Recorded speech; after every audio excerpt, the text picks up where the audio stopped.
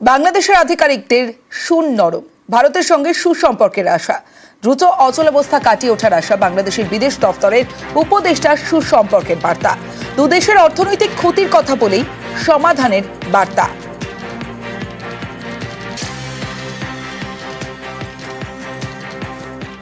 স্বীকার করতে হবে যে 5 আগস্টের আগে এবং পরে ভারতের সাথে সম্পর্কে নিশ্চয়ই একটা গুণগত পরিবর্তন হয়েছে। এটা মেনে নিয়ে আমাদেরকে চেষ্টা করতে হবে সম্পর্ককে এগিয়ে নিতে।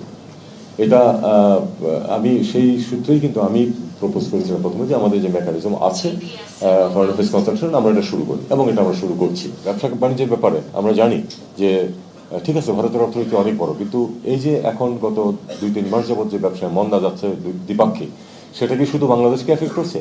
শুধু বাংলাদেশকে এফেক্ট করছে না, এত বড় অর্থনৈতিক দেশ ভারত, তাকেও কিন্তু এফেক্ট করছে। পরিমাণটা হয়তো প্রপোর্শনালি হয়তো অত বেশি না, কিন্তু এফেক্ট কিন্তু করছে। আপনি কলকাতার অর্থনীতি, পশ্চিমবঙ্গের অর্থনীতি যথেষ্ট ক্ষতিগ্রস্ত হচ্ছে এটার কারণে।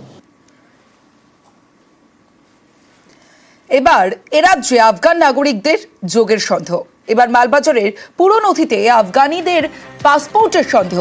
বাংলার নথিতেই নাগরিকত্ব 6 আফগানের। দিল্লি বিমানবন্দরে সিবিআই এর জালে 6 আফগান। সিবিআই এর সন্দেহ ভুয়ো নথি দিয়ে ভারতীয় পাসপোর্ট তৈরি।